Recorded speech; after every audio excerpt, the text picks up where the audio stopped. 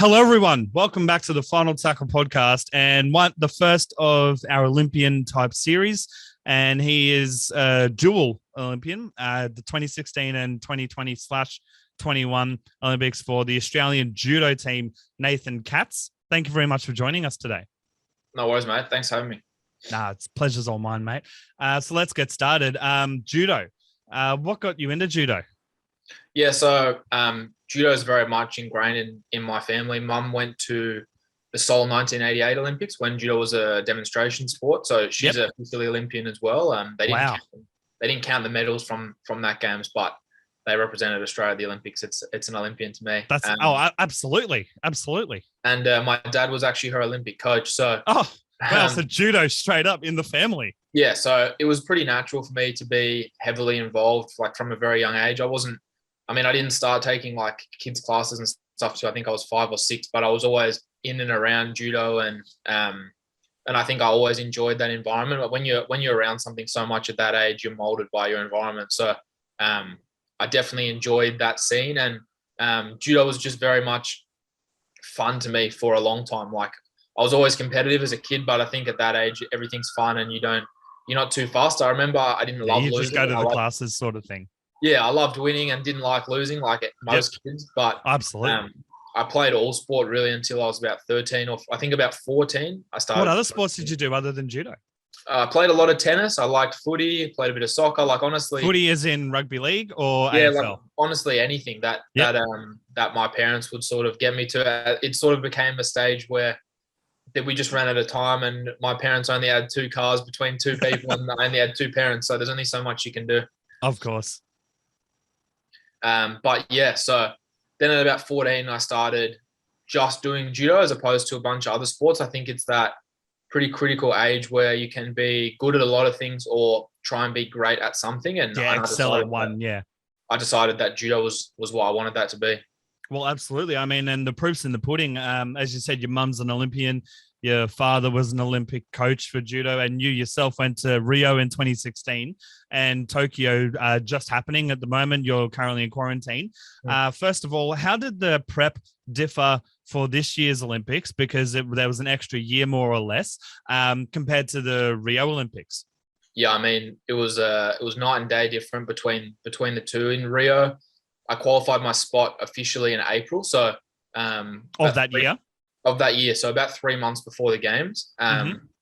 This time, obviously, and so for 3 months, we were preparing for one event. We fought a couple of other things and had a bunch of training camps and that, but it was very centralized and focused around Rio.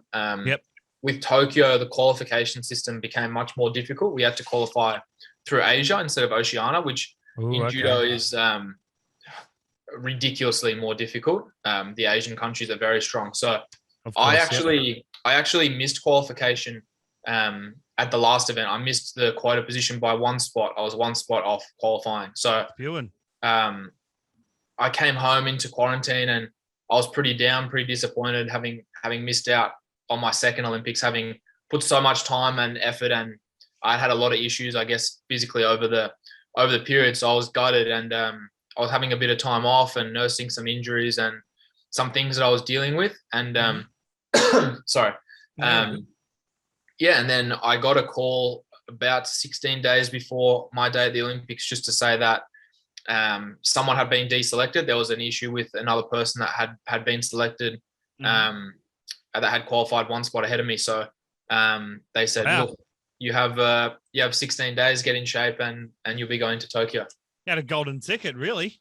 Yeah, so it was definitely a whirlwind period, building up for so long towards the games and then dealing with the disappointment of missing out and then getting sort of that second shot. I was very grateful, but I was really not preparing for the Olympics up until that point. I sort of did my prep over. So it kind of disadvantaged you a little bit, as in because you could have gone a bit further in the Olympics, do you think, compared to last time sort of thing? I mean, if you had that extra time?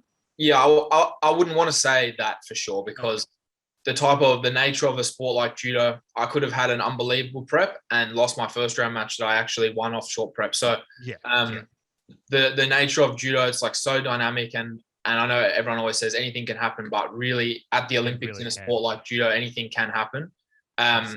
sure, I would have loved a longer prep, but I mean, I also am a lot happier having the opportunity to be at these games and to get into the top 16 than to be sat at home and mate, have that's amazing. To like, let me put it this way. It's more than I've ever done for the Olympics. Let's put it that way. And as you said, you can do all the prep in the world, but nothing will prepare you for match day, for lack of a better term, Absolutely. I mean, I think that's what everyone wants to go into an event like the Olympics, knowing that they've done everything they could. And I still had that belief and that confidence, knowing that with the time I had done everything I could. And I didn't really leave any stone unturned in my prep. And so you had no regrets, even like, as you said, you bowed out in the round of 16, but you have no regrets bowing out at that stage because you've done everything you could. Yeah, that's right. Obviously, it doesn't stop me from being disappointed. Of course not. No. Obviously, my aim was to be on the podium and to bring a medal home to Australia. We'll do it in 2024.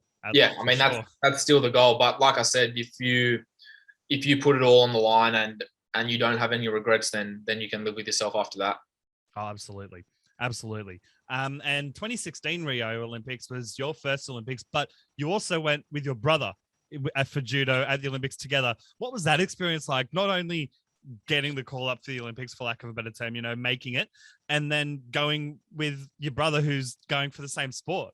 Yeah, it was an unbelievable experience. And Dad was our personal coach in Rio. So he got to come over and come into the village and be at the competition with us, and that was really special for our family to get to share that together. And mum came over to Rio, and my auntie, so we had a few people over there, which was amazing. And I think that made Tokyo a little bit bittersweet, with Josh also missing out very narrowly. And with COVID, obviously mum and dad or my girlfriend or family and friends, Japan's not that far in the scheme of things. So no, it's really not. I think a lot of people would have come over, but like I said, I think all the athletes are very grateful that we still had the opportunity to be in Tokyo this year. So absolutely, we'll take it.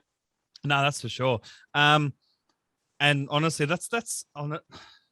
I can't, like, it's amazing to be able to, compete for your nation alongside your brother, and then have your father, as you said, as the coach. That's stuff the dreams are made of. What was it like growing up? As you said, your dad was your personal coach at the Olympics. Was he your personal coach in general once you'd sort of, made the highest belt sort of thing in judo? Yeah, so the way our club works, so we're in Castle Hill at Budokan Judo Club in Sydney. So mum is the junior coach. She coaches all the kids up until about 13 or 14. And so she was my coach, I guess, up until 13, 14. And even today, she still has a big influence on me and my judo and my mentality. And then Dad also always helped us during that period up to that age. And then he looks after the older group. So he's been, my personal coach that whole time. But I think they were very supportive of Josh and I, regardless of what we wanted to do. They really weren't bothered if it was judo. Yep. They were very supportive of us wanting to work hard and do extra work and travel domestically and internationally. But they certainly weren't like dragging us out of bed at 4 a.m. to train. It was like, which I think is very, again, I've not really been on the receiving end as a child like that, but I can definitely understand that, as you said, like, it's integral to feel like you're not being forced as a kid to, like, oh, I have to go to judo lessons. It's let's go to judo lessons sort of thing. Absolutely. And I think that reflects the fact I'm now 26, still choosing to travel. And a dual Olympian. With this. Whereas so many kids, 14, 15, you can tell the ones that, I wasn't always, I won a lot of nationals at 14, 15, 16, but I didn't win every single event. And there's not too many of those kids around that I was competing with at that age, because there's a couple, but a lot of them are, Dad was a little bit wishing that his life was a bit more like the kid that he's living right now. Gotcha. Yep. And living vicariously through their kid. That's right. And they get to 18 or 19 and give their dad the finger and aren't interested in doing judo anymore. Yeah, no, that's fair. Which it does happen, unfortunately, and wouldn't wish it on anyone either. No. Now, as you said, you have won a few national titles. What is the national title that you've won that's, closest to your heart or, dearest to you? I think in 2018, I had a really bad start to the year. I think I was really missing home. I'd been away for 3 or 4 months. I think maybe longer, actually. I think I'd been away for about 4 or 5 months at the end of 2017. And then the first 3 months, 2018, I was away, and I was really struggling being away from home. I think I was a bit over it. I had a few injuries. I was struggling with my weight, and my results in competition were reflecting. I was really struggling. And a week before Olympic qualification actually started, I got a knee in my back in sparring, and I broke the bone at the bottom of my, almost my tailbone. Yep. I can't remember what it's called. Coccyx, one of those. Coccyx, yeah, just above the coccyx. Yeah.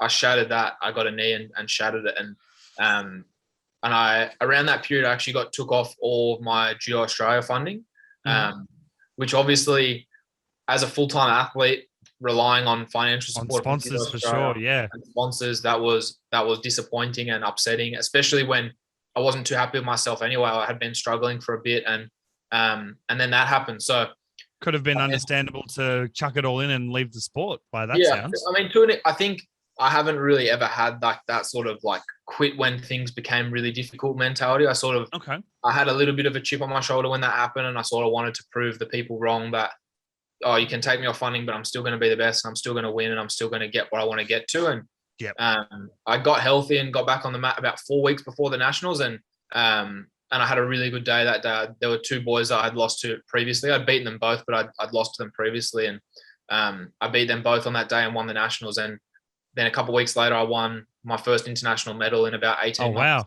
Wow. So, and then I got straight back on funding. So you went from, you went from, knee to the back, damaging just above your coccyx, to, and no sponsors, to international winner, national winner, and sponsors within 4 weeks of being recovered. That's amazing. How did that feel?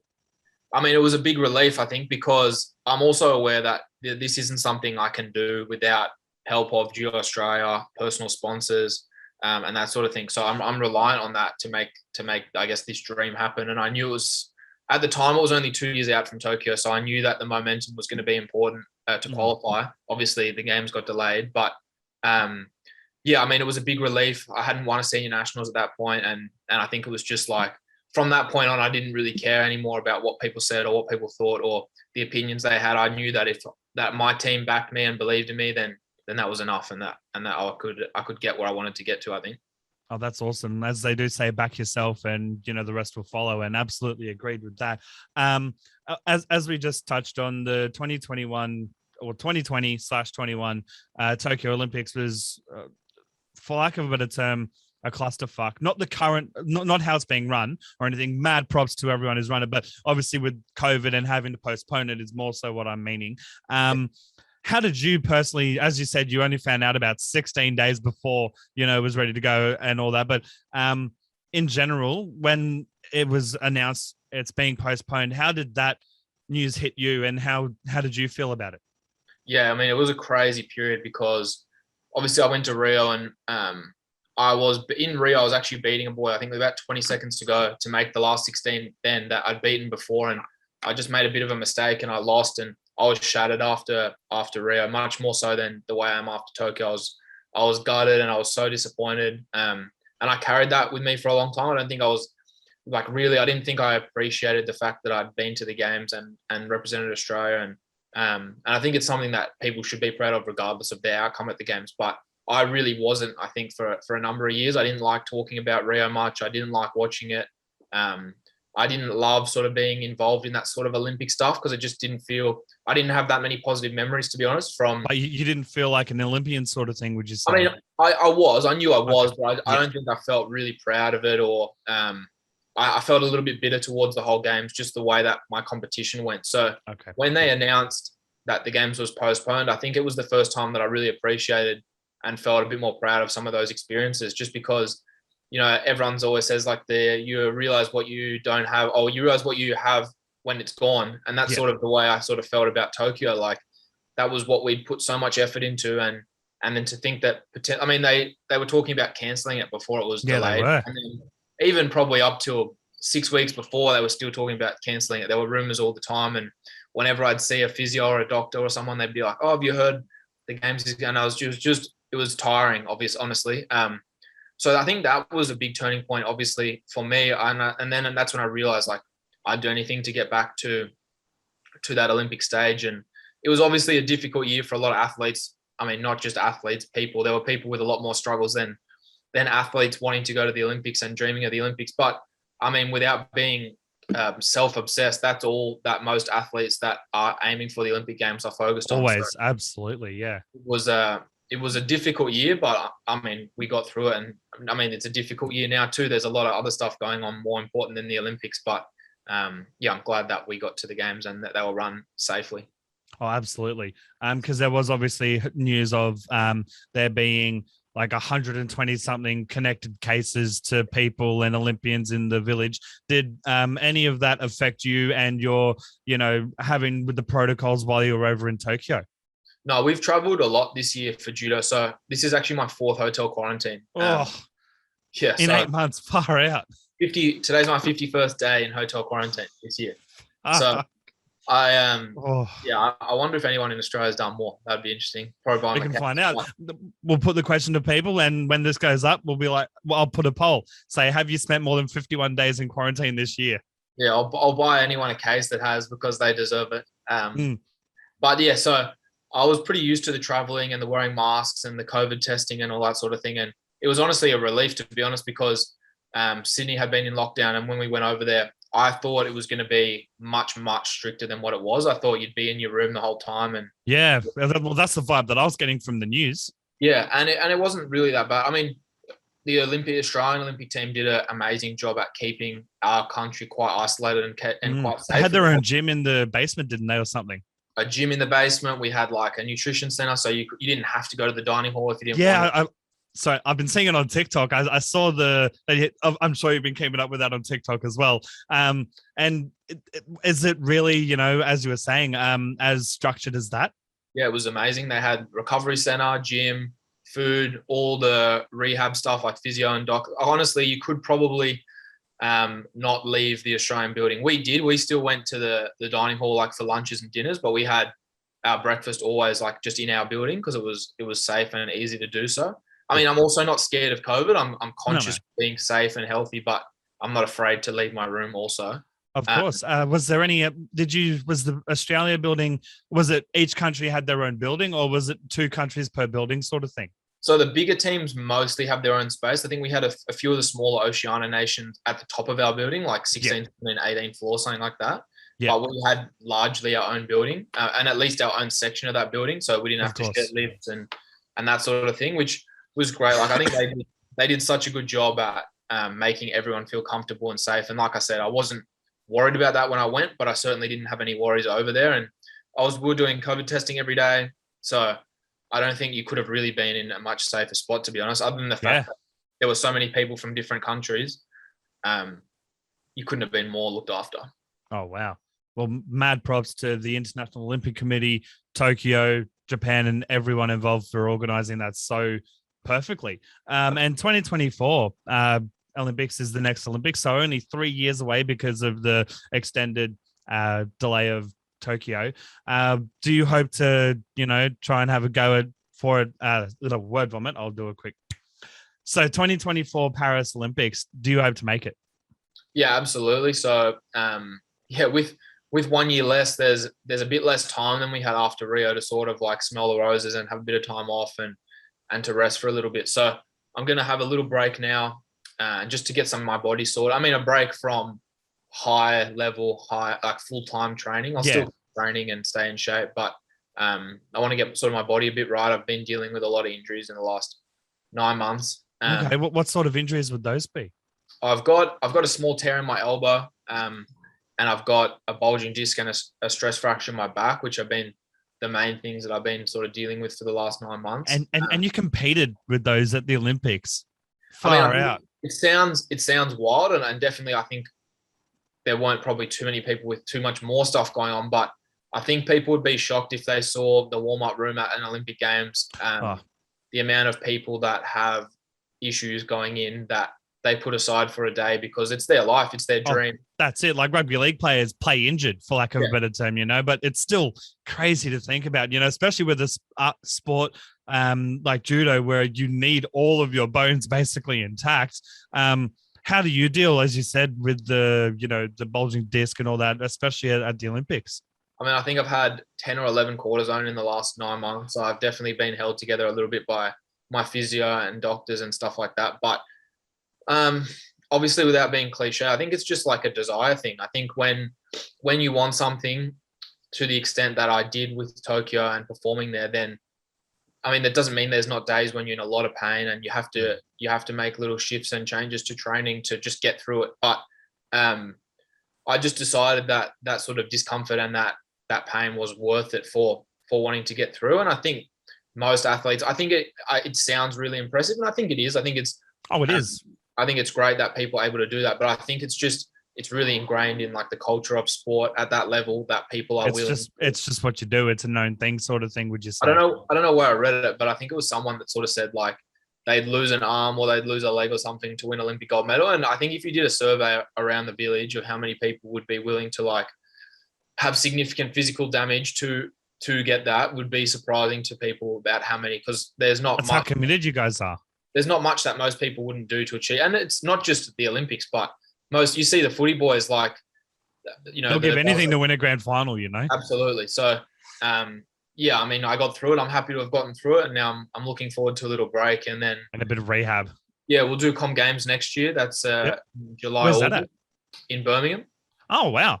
Yeah, so the UK obviously seems to be doing a bit better with vaccinations and stuff than we are. So I'm hoping that by this time next year, it'll absolutely be like on top of, for sure. Yeah, I'd imagine so. So that's exciting. And then it'll be 2 years until Paris. So absolutely, I think it's very. So it's go, especially with so you've literally got next year and then you've got Paris right after, more or less. Yeah. So I think this period now is going to be really important to like unwind, get healthy and be really, motivation's never been an issue, but get that love and desire back for the new cycle. Because it is a long 3 years, doesn't sound like a long time, but it goes so fast when qualification starts in some aspects, but it also goes very slow from a physical perspective. So, yeah, I'm looking forward. There's a lot of big things coming in the next couple of years. I think Josh, my brother, and I are really getting towards our peak. So I think it's an exciting couple of years for sure.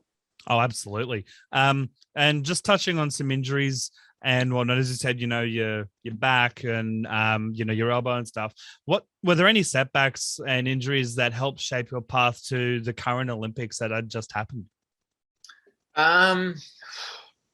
It's difficult to say in terms of health. I mean, when I was 16, I had a really a fairly minor tear in my knee, I think my meniscus, like maybe grade 2. So like surgery wasn't necessary, but it wasn't great, and I had it injected, I think, and strapped up and stuff. It was about 2 weeks before our nationals, and that year was the first year that I was aiming to get to like the under-17 World Championships, and I was also fighting in under-20s and seniors. So I did that knee about 2 weeks before, and I remember it's that age where it was pretty clear that I wanted to go to the Olympics. I wanted an Olympic medal. I wanted to do this for a living, for a job, and I wanted to put everything into judo. And when I did it, I sort of said to my dad, well, I have to fight. I can't not fight because of this. There's too much on the line. And obviously when we were younger, that wasn't a thing. We weren't allowed to strap stuff up to be able to, if you were injured, you didn't fight. You take the week off, sort of thing. Absolutely. Or as long as you needed. And that was sort of the first time that I said to dad, come on, this is what I want to do. And they mum and dad helped me get through that period of, a lot of physio and strapping my knee up. And I mean, it paid off that year at the nationals with the little tear in my knee. I won under 17s. I lost in the final of under 20s, and I lost in the final of senior men. So it was my first. So you made 2 finals and won a third one. Yeah. And that was my first time ever fighting seniors at the nationals, open age. Wow.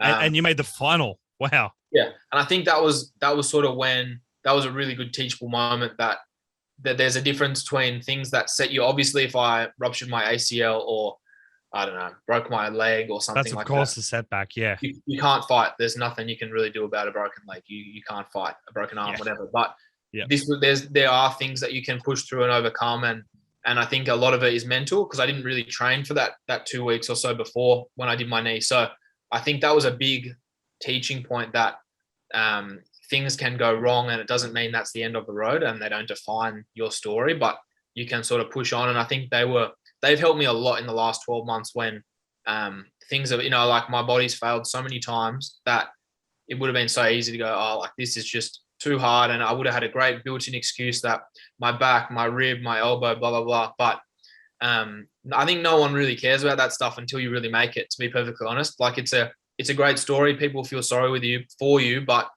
I knew that these were things that were difficult, but that I could get through, and getting through them, and then having the result I did at the games, I think was special. Oh, of course, because as you said, even rugby league, people would be like, "Oh, I made reserve grade. I would have made NRL if it wasn't, for me knee or me back." But yeah, as you said, tenfold agreed with that. I absolutely resonate with that. I think more than not succeeding, like that's my biggest fear in terms of like finishing my career, whether or not I have an Olympic gold medal, if I've been to 5 Olympics, 1 Olympics, no Olympics. I think it's, if when you finish that you did it all, like you put it all on the line every time. You did everything you could. You didn't quit when there were difficult moments, then you can be disappointed with your career, maybe for a short period, but you're not going to be devastated and heartbroken, and you can live with yourself after that. So that's all I ask of myself, really.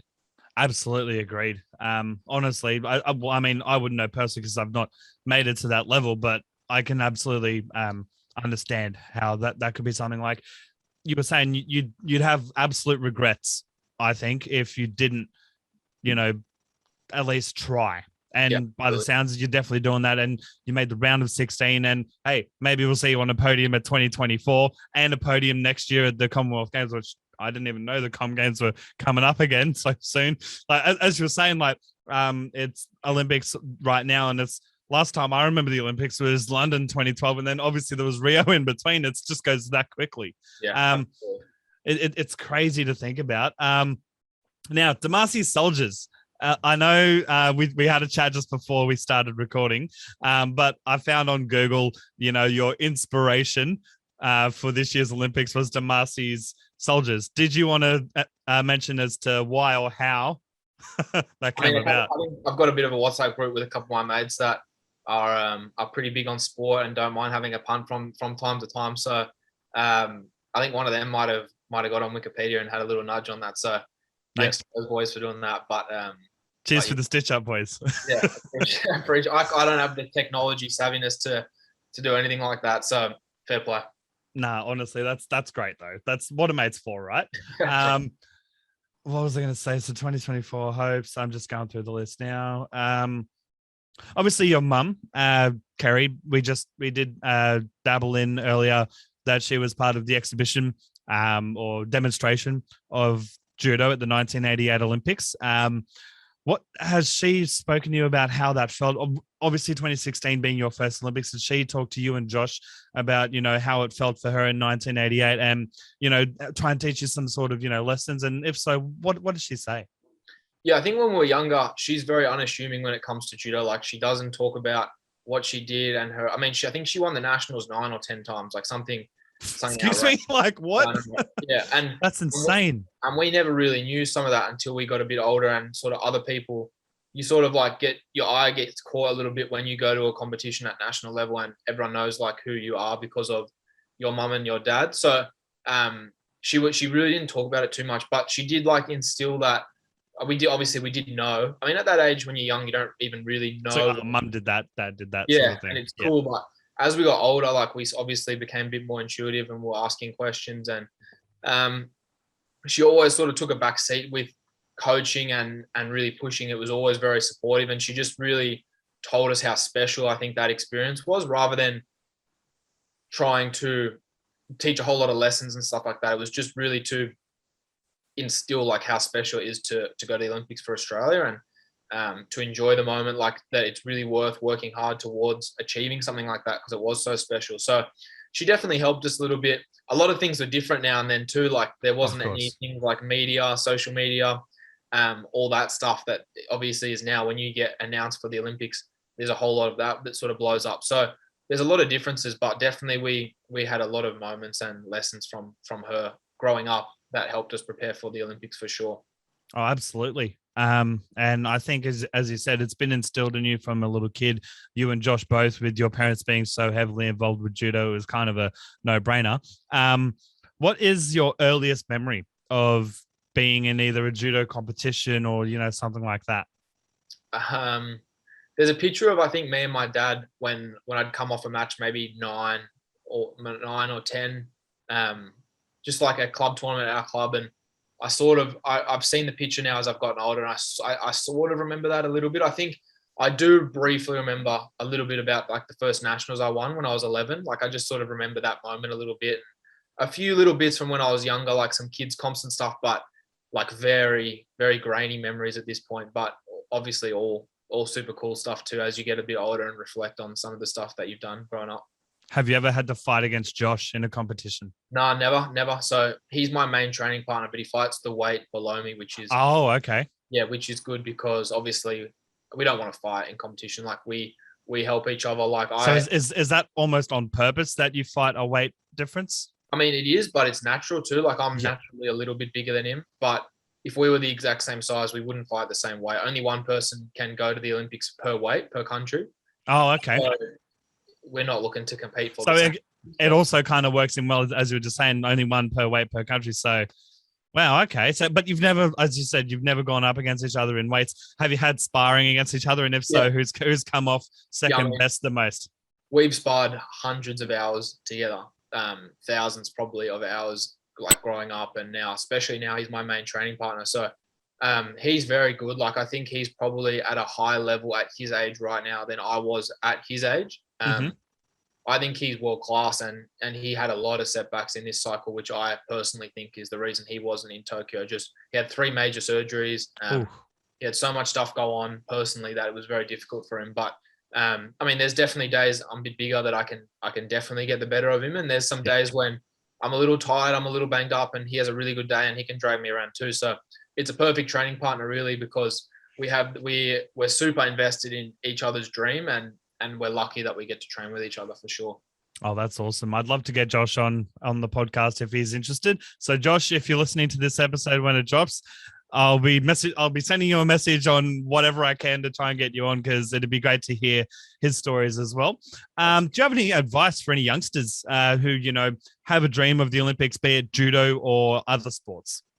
Yeah, I think being judo, other sport, even not the Olympics, but achieving something at a high level, I think it's just about finding something that you love and that you're super passionate about, because the motivation comes and goes in terms of you don't wake up motivated every day when you're banged up, when you're sore, when you're injured, when you've had a long run of being unsuccessful, like in your eyes. But the passion and loving something, I think, is what gets you through. And that's, at the end of the day, in amateur Olympic sports, you can make a living-ish, but you're never going to be driving a Ferrari or anything like that. So you have to do it for the love of it, really. And that's what still pushes me now. I love doing judo. I love the life that I get to live because of judo. So I think finding something that you love, that you're super passionate about, and then that stems over to having that really good work ethic and working hard. And I think when you set really big goals and you work really, really hard towards achieving them, you'd be shocked at what you can really achieve. And I've definitely surprised myself in moments where my prep hasn't been good, or I've been injured, or I just haven't felt great. But when you just back yourself and believe,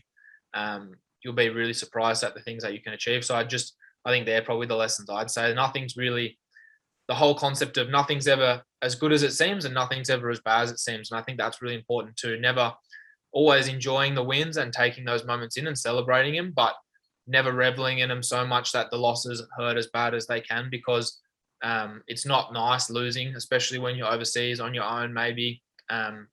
So not staying down for too long and just sort of riding the roller coaster, staying on it and just keep chipping away, because it can take a long time to get to that top level and to really make a big impact. So if you just keep chipping away day by day, it's definitely attainable. Yeah, fair. And one last question. What's your favorite move to do in judo? Favorite move? It's called Uchimata. So I'm like on one leg and I like sort of flick them up with my other leg. It looks cool. You'll have to look it up. I've done a few.